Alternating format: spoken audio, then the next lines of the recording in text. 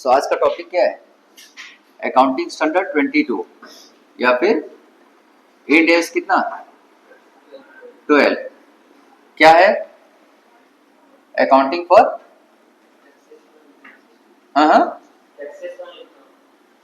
Accounting for taxes on income या taxes on income. ठीक है, अकाउंटिंग स्टैंडर्ड 2। इसको समझने के लिए हम लोग एग्जाम्पल करेंगे। नॉर्मली देखो क्या होता है, एक अकाउंट में प्रॉफिट निकलता है। अकाउंट्स बनाएंगे हम लोग, trading profit loss account, income statement. उससे एक प्रॉफिट निकलेगा, उसको हम लोग क्या बोलेंगे? Net profit. और एक बोलता है इनकम टैक्स। इनकम टैक्स के रूल के हिसाब से अगर आप अपना पीएनएल को बनाओगे तो उसका एक तो प्रॉफिट निकलेगा। तो दोनों प्रॉफिट मैच करेगा या मिसमैच करेगा? मिसमैच करेगा। तो दोनों प्रॉफिट अगर मिसमैच करेगा इसका मतलब डिफरेंसेस आएगा। डिफरेंसेस का रीजन भी रहेगा पक्का। डिफरेंसेस का रीजन रहता है। क्या रीजन हो सकता है? दो रीजन हो सकता है। नंबर 1 टाइमिंग डिफरेंस,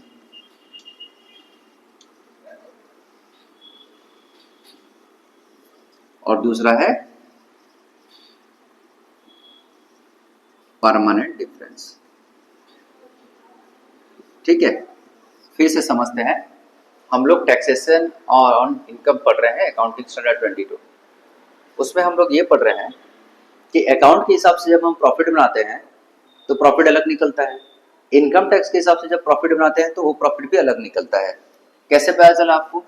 नहीं, आप लोग इनकम टैक्स में पीजीबीपी पढ़े रहोगे, profits and gain of business and profession. उसमें देख रहे होगे नेट प्रॉफिट निकालते हैं, उसमें बहुत सारा खर्चा डिसअलाउ होता है तो उसको ऐड कर देते हैं। करेक्ट है। और उसके बाद इनकम टैक्स का प्रॉफिट निकालते हैं, उस प्रॉफिट के ऊपर टैक्स निकलता है। तो डिफरेंसेस दो कारण के वजह से होता है, एक टाइमिंग डिफरेंस और दूसरा परमानेंट डिफरेंस। परमानेंट डिफरेंस क्या होता है?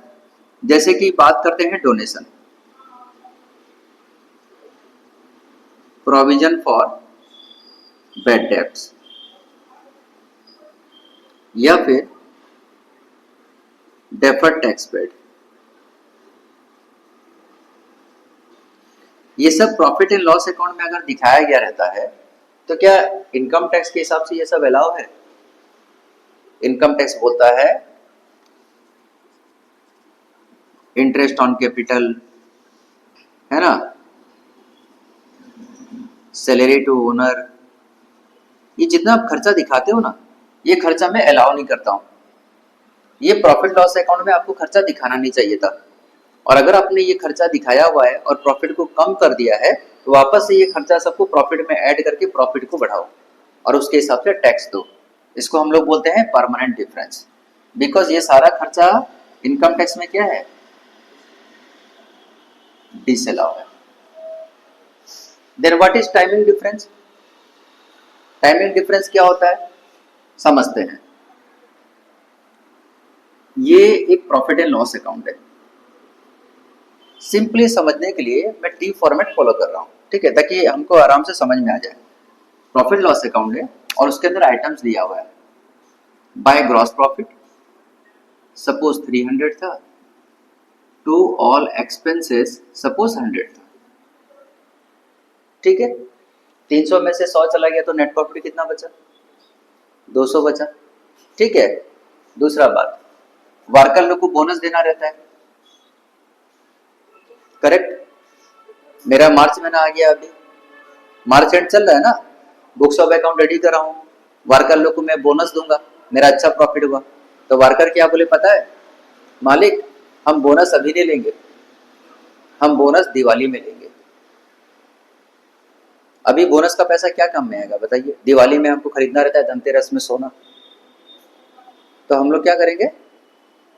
उस समय हम लोग को बोनस दीजिएगा तो हम लोग उसको यूज करेंगे, अभी मत दीजिए खर्चा हो जाएगा। तो ठीक है बोला। इसका मतलब मालिक ने बोनस दिया नहीं, बोनस ड्यू रह गया, not paid to the workers और not paid to the employees. कितना बोनस था? सपोज बोनस था 100। ठीक है, मान के चलते हैं सुविधा के लिए। तो आपका नेट प्रॉफिट कितना निकल रहा है? 100 निकल रहा है। टैक्स इसके ऊपर कितना होगा, 100 के ऊपर सपोज 30% टैक्स है, कितना हो गया 30। और ये आप टैक्स इनकम टैक्स बाबू के पास लेकर गए, इनकम टैक्स ऑफिसर बैठा हुआ था यहाँ पर,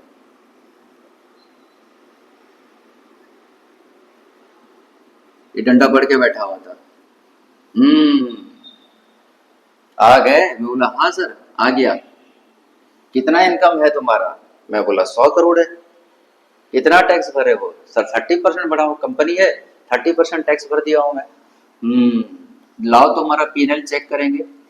पीएनएल चेक करता है, बोलता है ये क्या है? सर ये तो बोनस है, वर्कर लोग को दिए हो। सर वर्कर लोग तो बोले बाद में लेंगे हम लोग, लेकिन मेरे को देना ही देना है। बोले अरे तुम दिए नहीं हो, वेरी बैड। अगर तुम ये ड्यू रखे हो तो मैं इसको कर दूंगा डिसअलाउ करंट ईयर में। मैं इसको क्या कर दूंगा? डिसअलाउ करंट ईयर में। नेक्स्ट ईयर जब तुम पैसा दोगे तब बात करेंगे। अभी ये डिसअलाउ हो गया, इसका मतलब तुम्हारा नेट प्रॉफिट कितना दिखाए थे तुम? 100 करोड़। उसमें जो बोनस तुम दिए नहीं थे, ड्यू रखे थे, उसको भी 100 करोड़ ऐड कर दो। टोटल कितना हो गया? अब इस 200 के ऊपर 30% भरो टैक्स 60 करोड़। तो मेरे को 60 करोड़ टैक्स भरने के लिए बोला। मेरा शकल कुछ ऐसा हो गया था कि भाई मुझे 60 करोड़ रुपया टैक्स भरना पड़ रहा है, जबकि टैक्स मेरा हो कितना रहा था 30। तो मैं अफसोस करके दुखी मन से 60 करोड़ टैक्स भर दिया। दूसरे साल क्या हुआ? दूसरे साल में फिर से अकाउंटिंग किया और वर्कर लोग को बोला हर साल में बोनस देता हूँ, सुविधा के लिए मान लेते हैं कि हम लोग का दूसरा साल भी ऐसे ही चल रहा है। ग्रॉस प्रॉफिट 300 है, एक्सपेंसेस 100 है, और वर्कर लोग को मैं पेमेंट कर दिया। वर्कर बोले मालिक बोनस अभी मत दो, दूसरा साल का बात है, हम दिसंबर मार्च में ले, दिसंबर नवंबर में लेंगे। बोला जाओ जाओ, तुम्हारी बातें नहीं सुनता मैं, तुम्हारे चक्कर में मेरे को कितना नुकसान होता है। अब तो मैं बोनस लेके ही रहूंगा, ठीक है। और मान लेते हैं ये ग्रॉस प्रॉफिट हमारा 400 करोड़ था, मान लेते हैं ये 400 करोड़ है, एक्सपेंसेस 100 है, बोनस कितना देना है मेरे को? 100 करोड़। और नेट प्रॉफिट कितना हो गया? नेट प्रॉफिट मेरा हो गया 200 करोड़, ठीक है। अब 200 करोड़ के ऊपर मैं टैक्स बनाऊंगा। 200 करोड़ का 30% कितना होगा? 60 करोड़ होगा। अब मैं इनकम टैक्स वाले बाबू के पास जाऊंगा, इनकम टैक्स वाला बाबू पूछेगा तुम फिर से आ गए? मैं बोला हाँ सर फिर से आ गया। कितना कमाए? सर 200 करोड़ कमाया हूँ, 30% के हिसाब से 60 करोड़ टैक्स भर रहा हूँ। और ये मत बोलिएगा कि नहीं दिया हूँ, इस बार उनको बोनस पहले ही दे रखा है मैंने। और जो लास्ट ईयर का बोनस था तुम बोले थे दोगे दिवाली में, वो दिया? सर वो तो देना ही है। अच्छा वो भी दे दिया, वेरी गुड। तो लास्ट ईयर का बोनस जो तुम ड्यू रखे थे वो तुम इस साल दिए हो? हाँ दिया हूं। तो उसको भी क्यों नहीं दिखाया? उसको भी दिखाओ। तो इसका मतलब बोनस का खर्चा लास्ट ईयर ओडी से अलाउ कर दिया, करंट ईयर ये अलाउ करा। तो 100 200 और 100 कितना हो गया? 300। इसका मतलब मेरा नेट प्रॉफिट कितना हो गया? मेरा नेट प्रॉफिट हो गया 100। अब 100 के ऊपर मेरा टैक्स कितना बनता है? 30 करोड़ बनता है। तो इनकम टैक्स वाला बोला 60 करोड़ की जगह तेरे को 30 करोड़ भरना है। मैं बड़ा खुश हो गया, मेरा लायबिलिटी कम हो गया बोल के। लेकिन ऐसा नहीं हुआ कि इस साल तुमको 60 करोड़ भरना था, जिसमें से 30 करोड़ तुम एक साल पहले ही भर दिए। वो साल जहां 30 भरना था उस साल 60 भरे, और इस साल जहां 60 करोड़ टैक्स भरना था इस साल हम लोग 30 भरे। इसका मतलब इस साल का टैक्स हम लोग एक साल पहले भर दिए थे। तो उसको हम लोग क्या बोलेंगे? उसको हम लोग बोलेंगे डेफर्ड टैक्स एसेट्स। मैंने पहले से टैक्स भर दिया, अब मेरे लिए वाला एसेट्स बन गया, तो नेक्स्ट ईयर मेरे को कम टैक्स भरना पड़ेगा। तो टाइमिंग डिफरेंस की वजह से डेफर्ड टैक्स एसेट्स का क्रिएशन हो गया। क्लियर? खर्चा डिसअलाउ किया इनकम टैक्स वाला, ये नहीं कि पूरा डिसअलाउ है, इस साल डिसअलाउ कर रहा हूं, नेक्स्ट ईयर अलाउ कर दूंगा। तो उसको टाइमिंग डिफरेंस बोलते हैं। जब कभी भी टाइमिंग डिफरेंस आता है तो उसमें दो चीज क्रिएट होता है, either deferred tax assets create होगा या फिर डेफर्ड टैक्स लायबिलिटी क्रिएट होता है। डीटीए मतलब डेफर्ड टैक्स एसेट्स, और डीटीएल मतलब डेफर्ड टैक्स लायबिलिटी। ठीक है सर, डेफर्ड टैक्स लायबिलिटी का एक एग्जांपल दो। चलो उसको भी करते हैं। Let us take another example of deferred tax liability. फिर से हमने पीएनएल बनाया,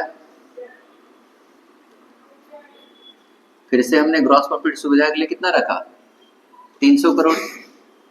ऑल एक्सपेंसेस कितना, 100 करोड़।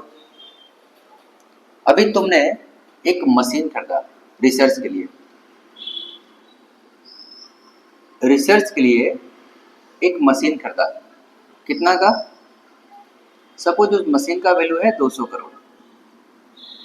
ठीक है, और तुम्हें लगता है कि रिसर्च तुम्हारा 2 साल में पूरा हो जाएगा, तो 200 डिवाइडेड बाय 2, तो डेप्रिसिएशन कितना हुआ, 100 crore under state line method.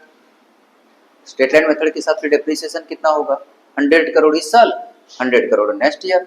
तो तुम यहाँ पर डेप्रिसिएशन दिखा दिए, to depreciation 100 crore, to net profit कितना हुआ, नेट प्रॉफिट 100 करोड़, ये हो गया 300, ये हो गया 300। अब इस नेट प्रॉफिट के ऊपर तुमको क्या भरना पड़ेगा, इस नेट प्रॉफिट के ऊपर तुमको क्या भरना पड़ेगा, टैक्स। 100 करोड़ के ऊपर 30% कितना, 30 करोड़ का टैक्स भरना पड़ेगा। तो फिर से इनकम टैक्स वाले ऑफिसर के पास गए, बोले साहब मैं आ गया। बोले तू बार बार क्यों आते रहता है, सर मैं बार बार कमाता हूँ इसलिए तो आता हूँ टैक्स भरने के लिए। तो वो बोले कितना टैक्स भरेगा, वो बोला 30 करोड़ भरूंगा मैं।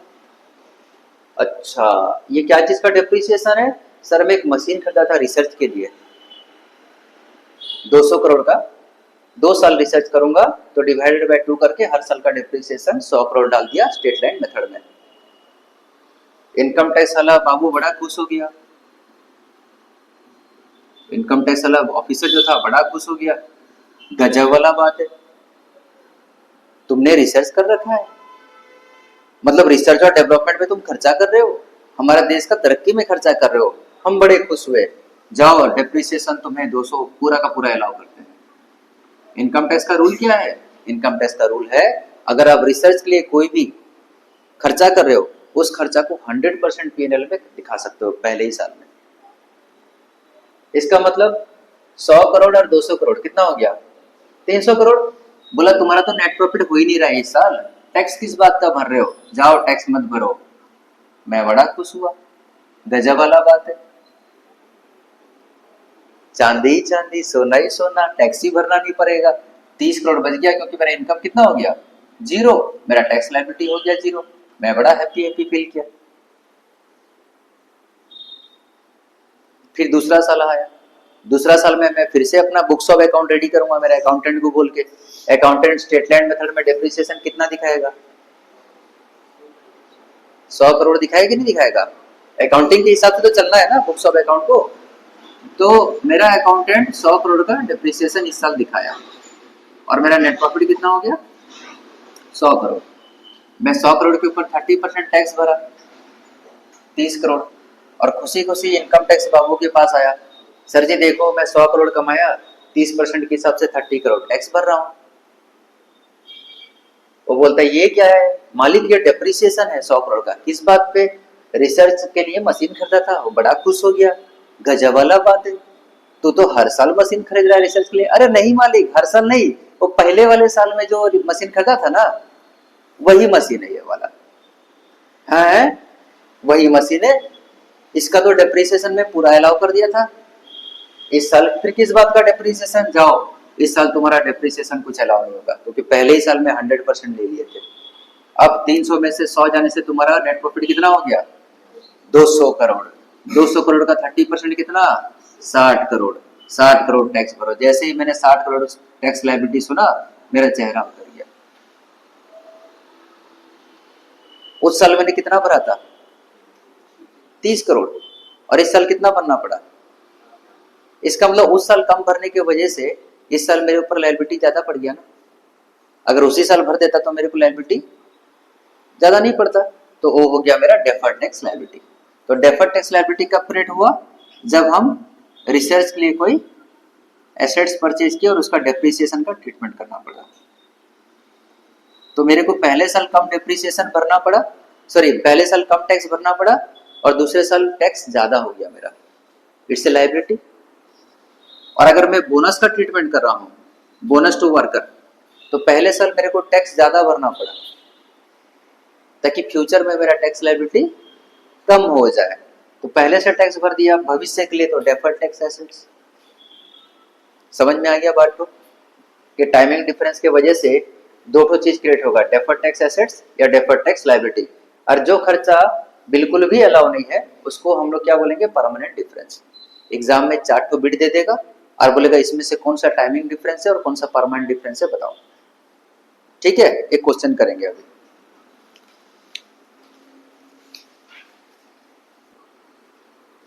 देखो इलस्ट्रेशन 13 देखो क्या दिया है, clarify the following as timing difference और परमानेंट डिफरेंस। आपको खोजना है इसमें से टाइमिंग डिफरेंस कौन सा है और परमानेंट डिफरेंस कौन सा है।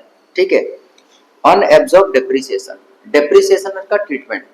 लास्ट ईयर डेप्रिसिएशन नहीं दिखा पाए थे, इस साल दिखा रहे हैं हम लोग। डेप्रिसिएशन अलाउ है कि नहीं इनकम टैक्स में, अलाउ है, लेकिन अगर साल बदल गया, इस साल की जगह नेक्स्ट ईयर दिखा रहे हो तो उसको कौन सा डिफरेंस बोलेंगे, टाइमिंग डिफरेंस बोलेंगे। अच्छा, इनकम टैक्स का पेनल्टी भरना पड़ रहा है तुमको, इनकम टैक्स या उसका पेनल्टी पीएनएल में शो करते हैं कि नहीं करते हैं। प्रॉफिट लॉस अकाउंट में इनकम टैक्स का पेनल्टी, इनकम टैक्स दिखाते हैं नहीं दिखाते हैं। टोटली इनकम टैक्स में डिसअलाउ है। पीजीबीपी पढ़े हो ना तुम लोग, profit and gain of business and profession, उसमें इनकम टैक्स या उसका पेनल्टी टोटली डिसअलाउ है। तो इसको कौन सा डिफरेंस बोलेंगे, परमानेंट डिफरेंस बोलेंगे। दूसरा, interest on loan taken from schedule bank in the books of account but not paid till the date of filing return. अगर आप जीएसटी ड्यू डेट से पहले नहीं पे किए, अगर आप interest on loan due date से पहले, रिटर्न फाइलिंग होता है ना, रिटर्न फाइलिंग का डेट आने के पहले अगर आप ये सब पेमेंट नहीं किए हो ना, कौन कौन सा, जीएसटी का पेमेंट, बैंक पे लोन लिए हो और उसका इंटरेस्ट, तो टोटली इनकम टैक्स डिपार्टमेंट इसको क्या करता है, डिसअलाउ कर देता है। ऐसा नहीं कि इस साल डिसअलाउ करके उस साल अलाउ कर देगा, टोटली डिसअलाउ करेगा ये। ठीक है, तो इसको कौन सा डिफरेंस बोलेंगे, परमानेंट डिफरेंस बोलेंगे। अगर ये परमानेंट डिफरेंस है तो डेफर्ड टैक्स एसेट्स और डेफर्ड टैक्स लायबिलिटी का क्वेश्चन आता है क्या, एसेट्स और लायबिलिटी का डिफरेंस कब आता है, टाइमिंग डिफरेंस ना, आंसर पढ़ो इसका। परमानेंट डिफरेंस में नाइदर डेफर्ड टैक्स एसेट्स है नॉट डेफर्ड टैक्स लायबिलिटी है। ठीक है, ठीक है। अच्छा, एक और क्वेश्चन दिया है इलस्ट्रेशन 14, क्या दिया है देखो, 2018-19 में प्रॉफिट बिफोर टैक्स कितना दिया है, 28 लाख। टाइमिंग डिफरेंस कितना दिया है, 3,15,000। परमानेंट डिफरेंस कितना दिया है, 3,50,000। तीनों को ऐड करके बताओ कितना हो रहा है,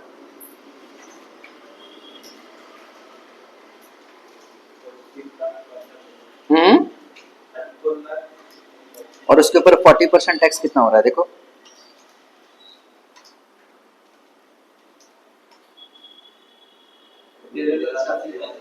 13,86,000 राउंड फिगर, तो हो गया करंट टैक्स।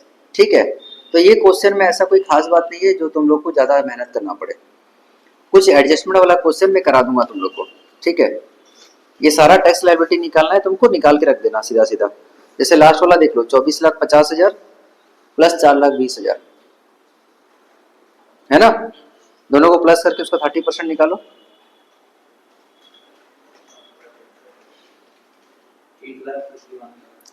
हाँ हाँ, 8,61,000। देखो आंसर दिया है कि नहीं। उसके बाद इलस्ट्रेशन 15 पे आओ।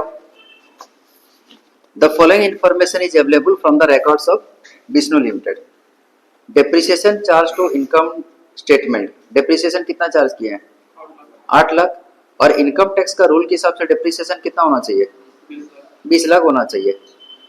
तो डेप्रिसिएशन का ट्रीटमेंट मतलब कौन सा डिफरेंस आएगा, परमानेंट डिफरेंस की टाइमिंग डिफरेंस, टाइमिंग डिफरेंस आएगा। दूसरा, unamortized preliminary expenses as per income tax record, income tax का रिकॉर्ड के हिसाब से हम लोग प्रीलिमिनरी एक्सपेंसेस को कितना साल में राइट ऑफ करते हैं, याद है, 5 इयर्स में प्रीलिमिनरी एक्सपेंसेस राइट ऑफ होता है।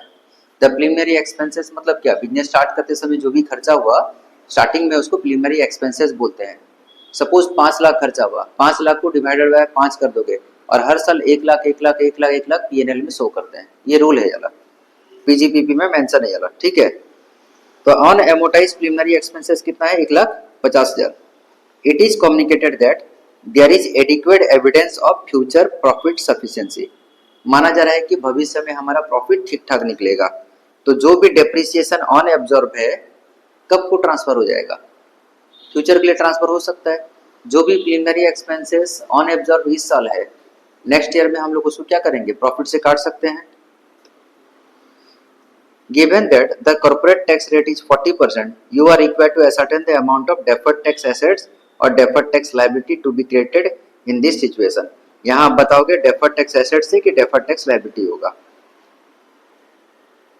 Depreciation आपका P&L में अलाउ है कि नहीं है, अलाउ है, ठीक है। और दूसरा प्रीलिमिनरी एक्सपेंसेस P&L में अलाउ है कि नहीं, इनकम टैक्स के हिसाब से दोनों अलाउ है। इसका मतलब ये टाइमिंग डिफरेंस के अंदर आता है। दूसरा आप ये बताओगे कि इसका ट्रीटमेंट कैसे करके करेंगे, ये एसेट्स होगा कि लायबिलिटी होगा। हमारा डेप्रिसिएशन कितना बता रहा है इस साल, 8 लाख। मान के चलो कि ये डेप्रिसिएशन रिसर्च की वजह से आया। मैं एक मशीन खरीदा, कितना का, 20 लाख रुपए का मान लो मशीन खरीदा, और उसका डेप्रिसिएशन करंट ईयर में कितना दिखाया, 8 लाख। लेकिन इनकम टैक्स वाला कितना बोलता है, 20 लाख दिखाओ। तो अभी अगर डेप्रिसिएशन हम लोग ज्यादा दिखाएंगे तो अभी के लिए हमारा टैक्स लायबिलिटी क्या हो जाएगा, कम हो जाएगा। लेकिन फ्यूचर में हमको टैक्स क्या करना पड़ेगा, ज्यादा भरना पड़ेगा। तो एसेट्स की लायबिलिटी है। फ्यूचर में जब आपको टैक्स ज्यादा भरना पड़ रहा है, इट इज एसेट्स और ए लायबिलिटी, इट्स ए लायबिलिटी ना। एसेट्स किसको बोलते हैं, फ्यूचर में मेरे को भरना ही नहीं पड़े पैसा। जैसे प्रीपेड रेंट हो गया, मैंने 3 महीने का भाड़ा दे दिया, मतलब मैं फ्यूचर में रेंट पे नहीं करूंगा, करेक्ट, इट इज एसेट्स। तो एक्सेसिव डेप्रिसिएशन हम लोग नॉर्मली 8 लाख की जगह 20 लाख दिखा दिए, डेप्रिसिएशन इस साल ज्यादा दिखा दिए, तो नेक्स्ट ईयर डेप्रिसिएशन का अमाउंट कम हो जाएगा। दैट मीन उस साल मेरा इनकम ज्यादा होगा और टैक्स भी ज्यादा होगा। तो करेंट ईयर में टैक्स कम हो जा रहा है और फ्यूचर में टैक्स मेरा ज्यादा हो जाएगा, तो इट्स ए लायबिलिटी। तो डेफर्ड टैक्स लायबिलिटी के अंदर में डालोगे और उसका ट्रीटमेंट कैसे करोगे, ठीक है। दूसरा प्रीलिमिनरी एक्सपेंसेस का क्या ट्रीटमेंट होगा बताओ।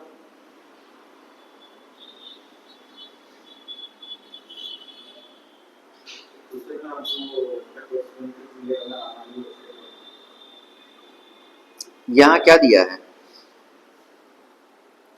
On amortise preliminary expenses as per income tax record. Income tax के हिसाब से प्रीलिमिनरी एक्सपेंसेस ऑन एमोटाइज मतलब राइट ऑफ पूरा नहीं हुआ है, राइट ऑफ होना बाकी है।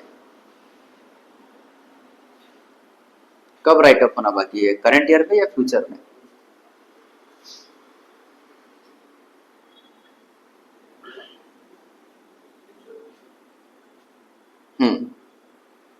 तो क्या करेंगे,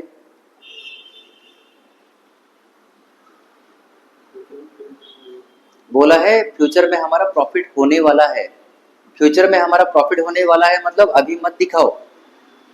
इस खर्चे को कब दिखाओगे, फ्यूचर में दिखाओगे इस खर्चे को, ठीक है।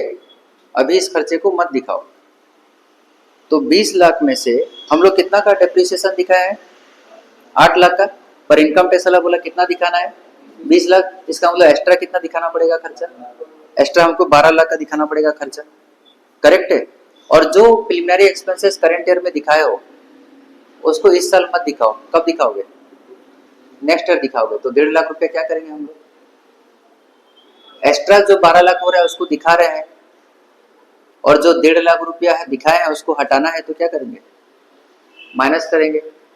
समझ में आ रहा है कि नहीं, समझाता हूं। ये प्रॉफिट एंड लॉस अकाउंट है, ठीक है। बाय ग्रॉस प्रॉफिट है सपोज 50 लाख, आपका ऑल एक्सपेंसेस है 20 लाख, तो बताओ प्रॉफिट कितना हुआ, 30 लाख हो गया। उसमें आप डेप्रिसिएशन कितना दिखाए हो, 8 लाख, तो टोटल कितना हो गया नेट प्रॉफिट, 22 लाख हो गया, करेक्ट है। इनकम टैक्स वाला बोला डेप्रिसिएशन 8 लाख मत दिखाओ, कितना दिखाओ? तो डेप्रिसिएशन ज्यादा दिखाने की वजह से आपका प्रॉफिट क्या हो गया? कम हो गया ना। कितना हो गया? 10 लाख हो गया। प्रॉफिट कम होने से टैक्स कम हो गया करंट ईयर में, लेकिन फ्यूचर में तो टैक्स बढ़ जाएगा ना। तो फ्यूचर में टैक्स बढ़ेगा तो ये क्या बन जाएगा हमारा? Deferred tax liability. दूसरा एक तो प्रीलिमिनरी एक्सपेंसेस दिखाए थे आप, कितना? 1.5 लाख। ये बोलता है फ्यूचर में हमारा इनकम होने वाला है, तब दिखा देना। ये 20 लाख जो है ना, 20 लाख के अंदर में तो प्रीलिमिनरी एक्सपेंसेस भी था। 1.5 का प्रीलिमिनरी एक्सपेंसेस और अदर एक्सपेंसेस 18.5 लाख का था। तो ये क्या बोला कि प्रीलिमिनरी एक्सपेंसेस करंट ईयर में आप शो मत करो, उसको नेक्स्ट ईयर क्योंकि हमारा एक्सपेक्टेड प्रॉफिट होने वाला है वहां पर एमोटाइज कर लेना।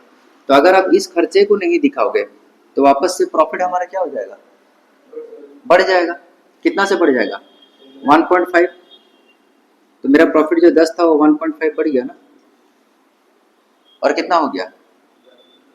11,50,000 हो गया। तो एक चीज की वजह से मेरा प्रॉफिट घट गया। कितना घट गया? 8 लाख का डेप्रिसिएशन की जगह अगर आप 20 लाख का डेप्रिसिएशन दिखाओगे तो 12 लाख से मेरा प्रॉफिट क्या हो गया? कम हो गया। और एक प्रीलिमिनरी एक्सपेंसेस का 1.5 लाख का खर्चा आप नहीं दिखाओगे तो मेरा प्रॉफिट क्या हो गया? बढ़ गया। तो नेट इफेक्ट क्या हो रहा है बताओ? नेट इफेक्ट 10,50,000 का मेरा नेट इफेक्ट हो रहा है। तो 10,50,000 को आप डेफर्ड टैक्स लायबिलिटी के हिसाब से रिकॉर्ड करोगे। वही चीज इसमें समझाया है।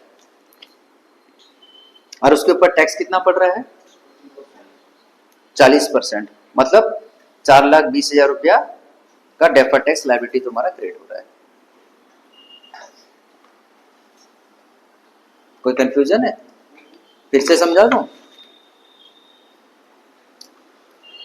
आप यहां पर एक्सपेंसेस दिखाए थे, एक प्रीलिमिनरी एक्सपेंसेस था 1.5 लाख का, अदर एक्सपेंसेस था 18.5 लाख का। दोनों मिला के कितना हो गया? दोनों मिला के 20 लाख का खर्चा दिखाए थे, ठीक है। और डेप्रिसिएशन यहाँ पर 8 लाख दिखाए थे। तो 20 और 8 28 लाख हो रहा है। तो तुम्हारा प्रॉफिट कितना हो रहा है? 22 लाख हो रहा है। ओके। इस 22 लाख के ऊपर में टैक्स कितना पड़ रहा है? 40%, मतलब 8.8 लाख। इनकम टैक्स वाले बोलते हैं कि डेप्रिसिएशन तुमको 8 लाख नहीं दिखाना है, कितना दिखाना है? 20 लाख दिखाना है, करेक्ट। और दूसरा, ये जो प्रीलिमिनरी एक्सपेंसेस है ना, फ्यूचर में जो प्रॉफिट होगा उसमें से एमोटाइज कर लेना, अभी मत दिखाओ। तो टोटल 20 और 18.5 दोनों मिला के कितना हो गया? 38.5 हो गया। 50 लाख में से 38.5 माइनस करने से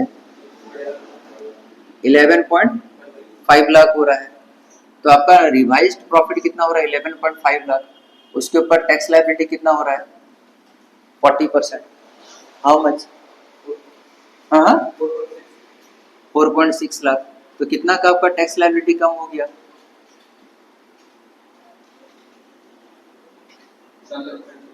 4,20,000 का आपका टैक्स लायबिलिटी करंट ईयर में कम हो गया, लेकिन फ्यूचर में तो टैक्स लायबिलिटी बढ़ जाएगा ना, इसलिए हमको डेफर्ड टैक्स लायबिलिटी कहा जाएगा। 4.2 लाख का है, समझे। एक इमेजिनरी फिगर जो था ना 50 लाख 18,50,000 ये सब लेके सॉल्व किया हूं। अगर सिंपल तरीका में समझोगे तो 8 लाख का डेप्रिसिएशन की जगह अगर तुम 20 लाख का डेप्रिसिएशन दिखाओगे तो तुम्हारा प्रॉफिट 12 लाख से कमेगा। मैंने एरो मार्क नीचे कर दिया। और प्रीलिमिनरी एक्सपेंसेस एक तो नहीं दिखाओगे तो प्रॉफिट 1.5 लाख से बढ़ जाएगा। तो नेट इफेक्ट कितना होगा? नेट इफेक्ट 10.5 लाख से प्रॉफिट गिर जाएगा। और अगर 10.5 लाख से प्रॉफिट गिरता है तो उसके ऊपर 40% जो टैक्स लायबिलिटी होता है 4.2 लाख, वो भी हमारा क्या हो जाएगा? करंट ईयर में कम हो जाएगा, लेकिन फ्यूचर में तो देना पड़ेगा ना, इसलिए इसको डेफर्ड टैक्स लायबिलिटी बोलेंगे, ठीक है।